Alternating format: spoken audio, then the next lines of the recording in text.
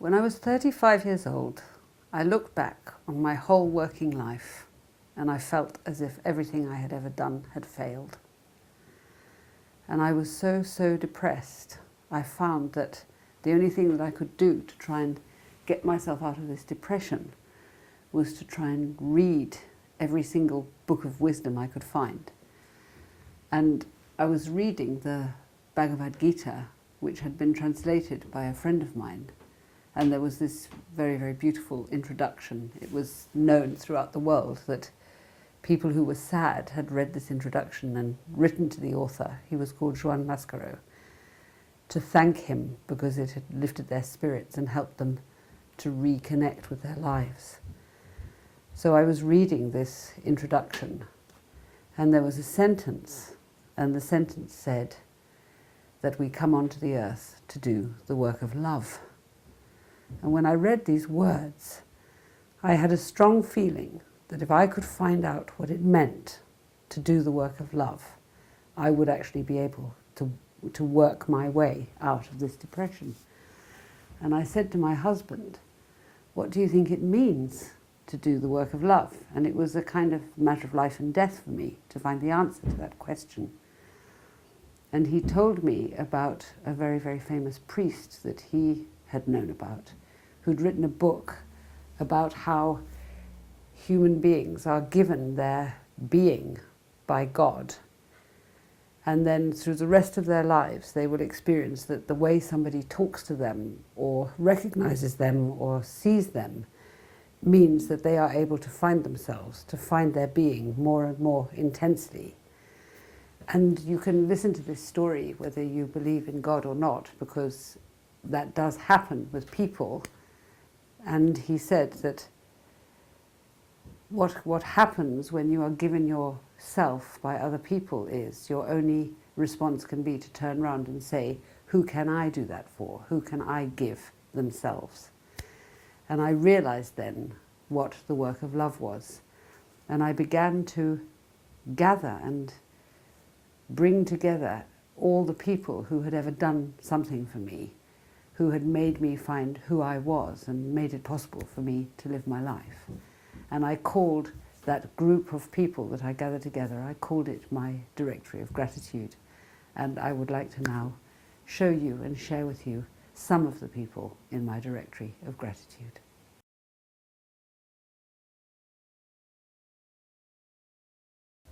The first person I'd like to tell you about is called Adrian. And Adrian lives in the same community as me. And he is a masseur. But amongst the people who know him and love him, we think of him as a healer. He's much more than a masseur. And when I was much younger, I went to stay in a place nearby called Park Atwood, which is a special place, for a special clinic for people who are ill, and it uses alternative medicine. And Adrian was the masseur there at that time. And I walked into his room where he did his massage, and it was a very special room. He had a beautiful bath which was made out of wood, and hundreds and hundreds of people had kind of healing encounters with Adrian in this space. And I walked into the room feeling rather nervous because I'm not really relaxed with some strange person giving me a massage. But Adrian was standing there, and as I walked in, I walked in on my toes. I've always walked on my toes. And Adrian remarked on it. He looked at me and he said, "Oh, you're walking on your toes." And I had a kind of reaction because I'd always been given the impression by people that there was something a bit odd about me walking on my toes, that it meant that I was a little bit out of my body, that I wasn't quite grounded and on the earth. And I'd always thought it was something to do with having lived in Africa and walking across the ground when it was hot, so we were always scuttling along on our toes instead of standing on the ground. But there was a sense that there was something slightly dodgy about walking on one's toes. And I said to him, "Oh, yes, I walk on my toes. I suppose it means I'm very excarnated." And Adrian looked at me with the most sort of loving, warm look, and he said, oh, I think of it more as that you are mercurial. Mercury, that you are mercurial. What an incredible picture. How very, very different from the one I had before.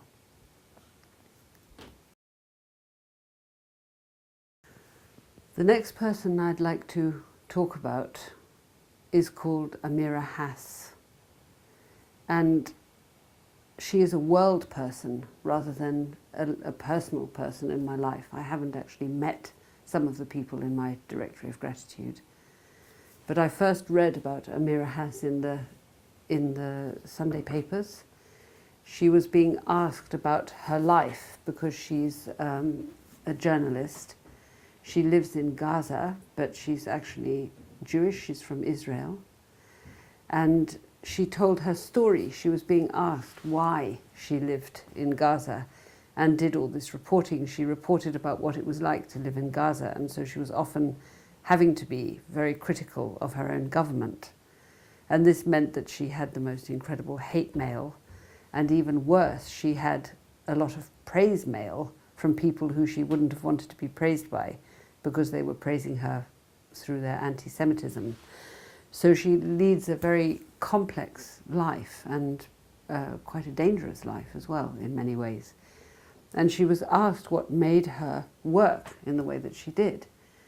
And she described how her mother had been in the resistance, and she'd also been Jewish. She'd been captured and taken to a camp.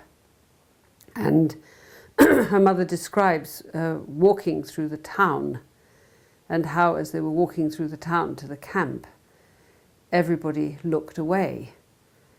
And she then described how she came to Israel and after the war, and she was given a house in Jerusalem, and she said, well, whose was it? And the people said to her, don't worry about that, it's yours now. And Amira Hass talks about how her mother told her that the two most important things that had happened to her in her life was that she had experienced a pain when she had gone through the town and nobody had been able to look at her when they'd actually turned away. It was that pain of people turning away, she said, that was more awful than the pain of the camp. And coming and being given that house, in that moment she knew that she also mustn't be a person who turns away, and she didn't take the house. And what Amira Hass was describing was what I experienced she was describing was what it means to actually become free. She isn't her nationality. She isn't her people's past. She is responding to her nationality and her people's past as a totally free person doing the right thing. And in this sense, she is a kind of role model for what it means to become free, even out of that extraordinary, complex history of her mother's past and of her nation's past. So, for this reason, she's in my directory of gratitude.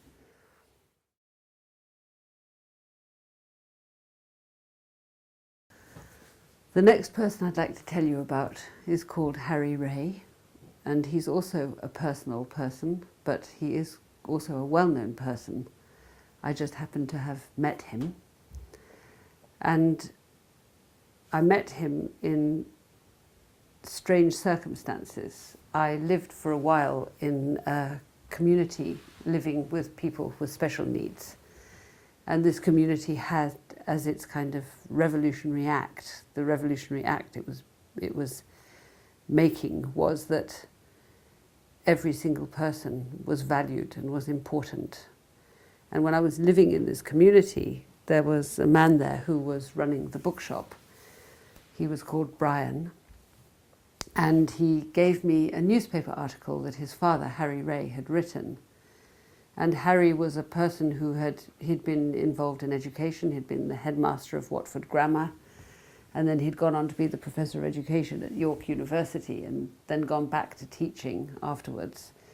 And he was very, very idealistic, and he'd written an article in The Guardian about the 60s generation, and he had written how because they had opted out and not taken part in mainstream society, they had left a vacuum, and it was into that vacuum that Mrs. Thatcher and all her policies had been able to find a place. And the article was basically about how, instead of opting out, one needs to really, to get involved with the structures of society and make a difference from within, instead of going off and doing your own thing. And Brian gave me this article to read, and I felt this kind of, this shock of complete and absolute relief and recognition.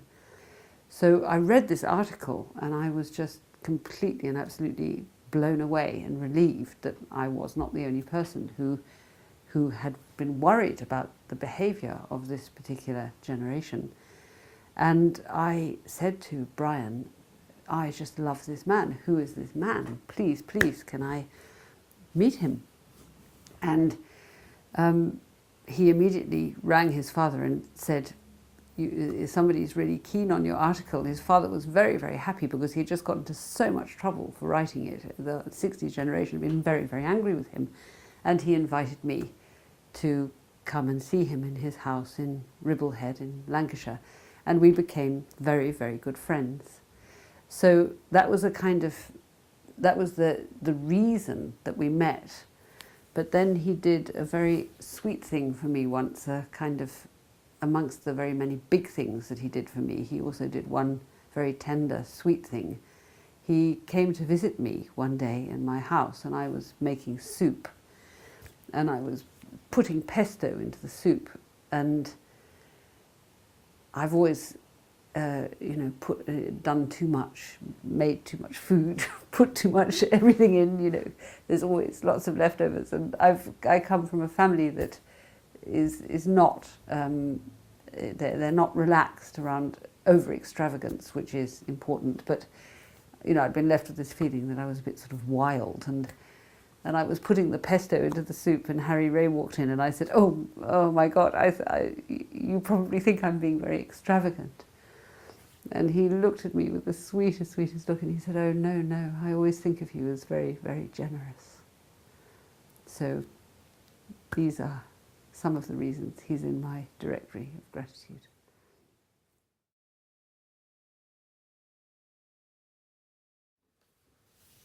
The next person I'd like to tell you about is called Sarah. And I've been talking with Sarah to try and work out how I could actually talk about her for this DVD, for this presentation, because many of the things that she's told me are so personal that I can't just speak. But I want to tell you something of the nature of our relationship, because there's something magical about what happens through my knowing her. I met Sarah because I was walking into town one day, and I work a lot alone in my studio or alone at my desk. And I sometimes get into a state where I become numb, and I can hardly feel myself because my working is I'm so often alone, which I need to be to do my work. But I think I also need contact, and I don't look after that enough. So I was feeling particularly sort of invisible, and as if there was something that I needed to, that maybe the choices that I was making in my life weren't actually real, and I'd kind of lost myself a bit. And I had to go into town to do some chores. And on the way into town, I stopped in a little shop where Sarah works part-time. And I was looking for someone else, and I asked her whether this person was there, and she said to me, she looked at me quizzically, and she said, "Are you Deborah Revetz?" And I was a bit astonished that somebody would ask if I was Deborah Revetz. I mean, how did she know, and why would she want to know if I was Deborah Revetz? And it turned out that she had, a few weeks earlier, been to an artistic presentation that I'd been involved in. And I'd been working with an actor and a dancer, and I'd made a big contribution to a particular thing that we'd done for something in the International Mask Festival. And I hadn't really had a sense of whether I had communicated at all, because there was a big audience and I was just talking, and you know, there was so much to do. We didn't have a big talk about how it had all gone. And then this complete stranger said to me, "Are you Deborah Vetz? Because I want to tell you how much I valued and appreciated what you did." And I had this experience of the artist being given reflection, somebody saying, "You communicated, I got you." And this sort of feeling of, oh, I see, I did actually manage to gather something together and give it to the world, and it was received. This person actually got it.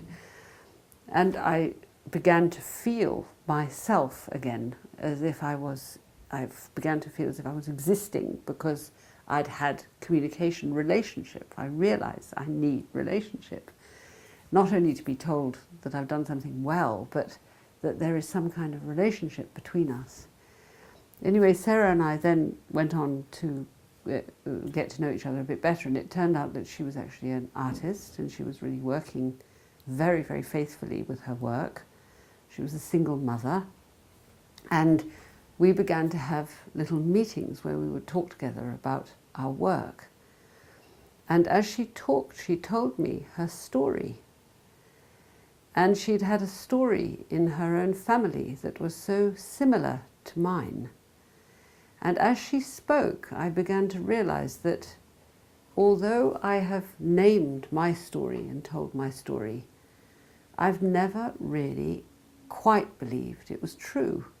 I've always wondered whether I imagined it all. And as Sarah told me her story, which was so similar to mine, I felt not only that I could see her story, but that I could begin to feel more confident that what had happened to me was true and was real. And so she gave me ground again. And the next thing she did, which was really incredible, was that she told me she was going to go and see a writer at Warwick University. This writer was called Anne Michaels. And I had been reading Anne Michaels' wonderful novel, Fugitive Pieces, over and over again, and I had considered it to be the greatest novel ever written in the 20th century. I'm absolutely sure of that. And I had very stupidly missed her again when she had visited Britain, because I'm so bad at knowing what's going on. And she told me that she was going to see Anne Michaels. And not only did she say she was going to see her, she got me a ticket. So through Sarah, I was allowed to go and meet and speak this woman who I considered to be so exceptional in the way she wrote about life. And I have this extraordinary experience with Sarah. She's younger than me. She's very modest in the way that she talks about things. But she's always giving me a little thing that I need to understand and do my life better. And for this reason, she's in my directory of gratitude. And I hope that we continue to have this relationship for many years to come.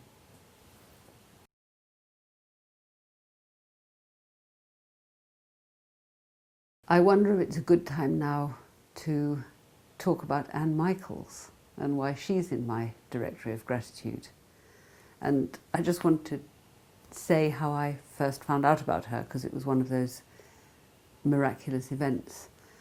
I was coming home from art school, and I walked into my kitchen and turned on Radio 4, and there was the book program, and they were just summing up, they were coming to the end of the book program, and the presenter said, and we've talked about Anne Michaels' book, Fugitive Pieces, and it has the most beautiful sentence ever written in the English language. And that was the end of the program. And I had just managed to hear the name of the book and the name of the author, and I thought I must go and find the novel that has the most beautiful sentence in the English language, because she doesn't say what it is. So I went and bought Fugitive Pieces, which had just come out then. It was about 11 years ago. And I read this book. And from the moment I opened this book and read the first sentence, I knew that this was the book I had been looking for all my life, because I had read and read and read all my life. But I often found when I read contemporary literature that there was a depth and a level of searching and meaning that I couldn't find. I could find it in Thornton Wilder, I could find it in Tolstoy, I could find it in E.M. Forster, but if I read a contemporary novel, there was a lot of cleverness, there was a lot of interesting things, but the thing that I was looking for wasn't there. And her novel was full of this searching, this community, these groups of people, these individuals and relationships between husbands and wives and partners and friends, where there was a real attempt to understand what river of meaning lies below the surface of life. And there was a beautiful sentence at the end, and the beautiful sentence was, "We must give what we most need." It's an absolutely exquisite novel, and for this she's in my Directory of Gratitude, but she's also in my Directory of Gratitude because of a very important thing that she did for me in my life and with my questions. Because when I was a small girl, I had lived for the first 10 years of my life in Africa, and then I came back to England, and in the houses that I lived with my parents, or when I visited my grandmother, there were always walls and walls and walls of books. And I was one of those children that read, not because I was clever, but just because it was my thing. I couldn't stop reading. And one day I read a very one-sided book by a Jewish author called Leon Uris. It was called Exodus. And I think I was about 9 years old when I picked up this book, just took it from the shelf and started to read. And I started to read it in the early evening, and I didn't sleep. I just kept reading it until it was finished. And I heard and read for the first time about the Holocaust, about the Jewish Shoah. And I was so shocked by what I read. I went to my father and said, "Can I just ask you, is this true?" And he looked at me with the sweetest, softest, most loving look, and he said, I'm sorry, Deb, but I'm afraid it is true." And this was a kind of turning point in my life, because the book was very one-sided, but it started me off on a process, and that process was that from then on, I experienced whatever I was doing or whatever I was saying, I would be asking myself, is this going to help to put people on trains? Should I be speaking? Should I be not speaking? It kind of planted in my soul the beginning of the question of how we are responsible for each other, because I had to say, as I read the book, how could it happen? And at first I just thought about the perpetrators who had done these awful things. But as I got older, I began to see that we are all able to be perpetrators or victims. And in a way, the Shoah became, for me, a way into thinking about my responsibility. It was as if the only way that it would be possible to think about that it had happened would be to use thinking about it happening to inform how we behaved today. And as a result of thinking like that, I've often experienced that I am seen as a bit weird and a bit heavy and a bit much. And often if I bring it up, I experience being silenced, that people are quite afraid to talk about it. And I've always found that very painful. Just this year, Anne Michaels brought out another book called The Winter Vault, and so she was interviewed everywhere. And one of the things that she was interviewed about was the Holocaust, and her mentioning the Holocaust all the time in both her books. And she's often asked if she's Jewish. And she said a very important thing in her interview. She said that for her, it's not interesting whether she's Jewish or not. She doesn't want to really engage with that question. Her interest in the Holocaust is not to do with whether she's Jewish or not. It's to do with it being our story. That it's not possible to live in Europe or to live in the Western world and not have that as a huge part of your thinking and the way that you decide to live your life, because it is our story. And I was very grateful when I read that, because it was very much how I felt. And I feel, although I can live out of my ideals, even if there's nobody who knows what I mean. When somebody knows what I mean, it gives me a kind of energy. And for this, I would like to thank her.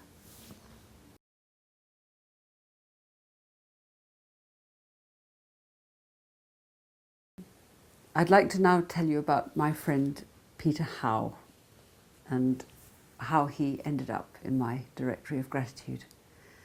In this time where I looked back on my life and felt as if everything I had done had failed, he was one of the first people I got to know in the watershed from my old life to my new life.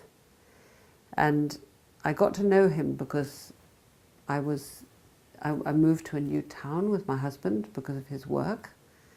And because of some work I was doing, somebody told me to get in touch with Peter Howe. And I had not wanted to get in touch with him.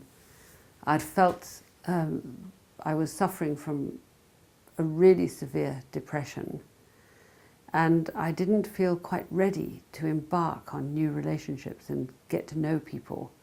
I needed to just be alone and think and try and work out who I was and get back some skin. But I'd made a promise to meet him, and so I thought, well, I'll keep my promise to meet him. I'll have a cup of tea with him, and I'll never see him again, but I would have kept my word. And Peter came along to see me, and he was actually ill at the time, and he was also very, very sad. And he was talking about himself and talking about himself as an ill person. And I said to him, oh, I don't really feel as if you're ill. I feel as if you're sad, you're depressed. Why are you sad? And we then became very, very good friends. I experienced that he was somebody I wanted to get to know. And the reason I wanted to get to know him was he had something very tender about him that I always described as having the soul of a poet. Now, the reason he's in my directory of gratitude is because he's done many things, but one of the things that he did was so crucial to my survival that I'd like to describe that especially. And what happened was, in my time of big, big depression, I was so sad because many of the people that I had worked with and the work that we had been doing, which we had really cared about, had been completely, completely messed up, and there had been a huge conflict situation. And in this conflict situation, I had the experience that I had lost my work, and I had lost my name, and I'd lost my social context. And I was absolutely shaken by this experience, and I spent many, many years trying to work out what had happened and what it had had to do with me. But I experienced within the circles of people that I had known at that time that nobody really was able to put in a good word for me, people were either very angry with me or they were silent because they didn't know what to say, even if they did care about me. And Peter was once having a conversation with one of the people who I had most struggled with. And she had begun to talk about me in a very, very negative way. And Peter had listened to this quietly for as it went on. And at the end of the conversation, he just looked at her and said, I just don't have that experience of that person. I don't recognize in the way that you are speaking Deborah. Now, the reason this had such a profound effect on me, I can maybe explain by telling a story.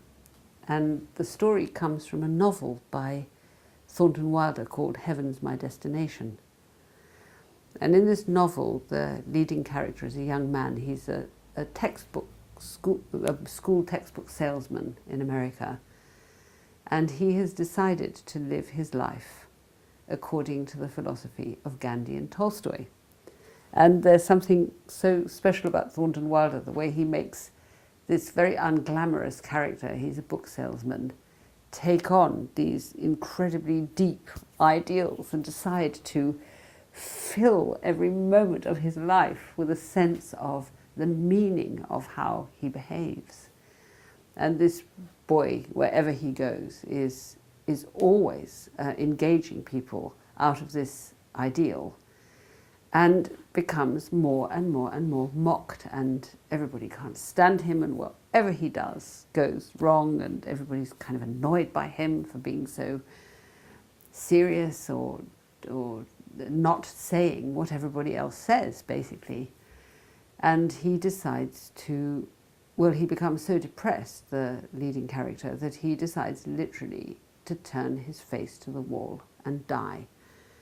And he's taken along to a hospital where he's turning his face to the wall and dying. And one day a letter comes for him, and it's a bit fat.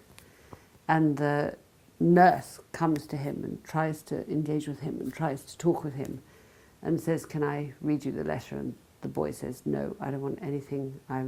It's over for me. I want to die." And she says, "Well, I'm going to read it anyway." And she opens the letter, and out of it falls a long, thin silver spoon. And the letter is from a Catholic priest who, by the time the letter has arrived, has also died of cancer. And the letter says, "I have got very few possessions, and I know that I'm going to die, but one of my possessions is this silver spoon, and I wanted to make sure that you had it, because every time I met you, the fact that you were living your life the way that you did meant that I was able to keep faith with my own vocation and with human beings and the meaning of the world."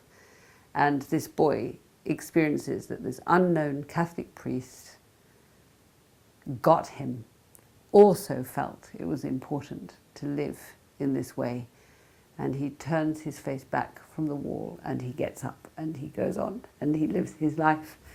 And I actually experienced with Peter, I began to call him my silver spoon, because I had lived for years in a particular situation, working with people with my deepest, I really had cared about what I was doing, and we were in community together and we really worked together. And at the end of it, there was not one person who could say something supportive. And I had actually thought my light was going to go out. And then this man who I hardly knew, with the soul of a poet, actually stood up and said, "I didn't experience her like that. I believe in her." And he gave me a tenuous reconnection with life and hope. And he was one of the reasons I also began to turn my face back from the wall and say yes again to my life.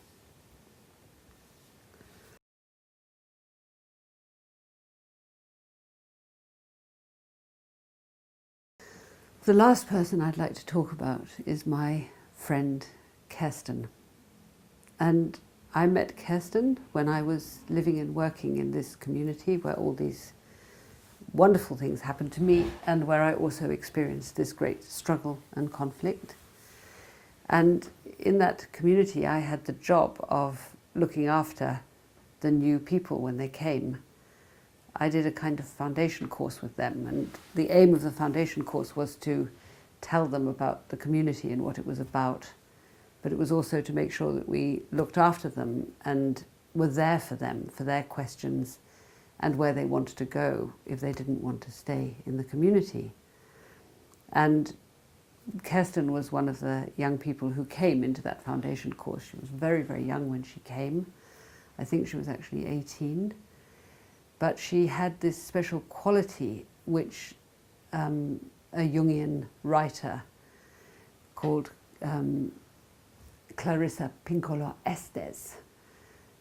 She wrote a lovely book called Women Who Run with Wolves, and she talks about young girls having a kind of naivety, and she says they are like blueberry muffins. They're so innocent, and that has a very special quality, but it has a lot of danger attached to it as well, because they often have to learn by making the most incredible mistakes, because they don't yet understand how to meet life and who to actually be careful with and what they actually are. And Kirsten, she was a really, really, very, very much a blueberry muffin. She was so innocent. And her innocence actually had the effect on me of me feeling that I should protect it. And so in particular circumstances of her life, when she decided to live out of this innocence, I would often not say anything because I felt I had to be careful not to take her out of paradise. And I look back on that now and I actually feel I should have had more confidence and said what I was worried about. But she made the choices that she made in her life. And she went on and lived. She married and she had 2 children and she moved to Australia. And I didn't see her again for many, many years. We were together in this community and we became very close. And then she moved away out of these different life choices. She lived a different life. And we kept in touch, but we didn't see each other very often. And then, just at the time where I was experiencing this very deep depression, because so many things in my own working life had failed, she phoned me and said she was coming to England, and she said she'd come and stay for a couple of days. And we welcomed her into our house, and we thought that she was staying for a couple of days. But in these couple of days, we realized that she was in such distress, that she was going through such an incredible crisis in her own life about who she was and what she wanted to do in her life, that we invited her to stay with us for the whole time that she was in England. We said, just be with us and we'll look after you. And the way that we'll look after you is that every single morning we'll listen to you, and then in the afternoon you can relax, you can lie on the couch and watch DVDs and zone out, but so that you have really intense time of working on what you're struggling with, and then you have rest, because we experienced that she was totally worn out and she really needed a break. So we had the most wonderful time with her, and then we decided that we all needed a holiday, and we weren't actually living in England, we were living in Scotland, and we decided to go to the island of Harris.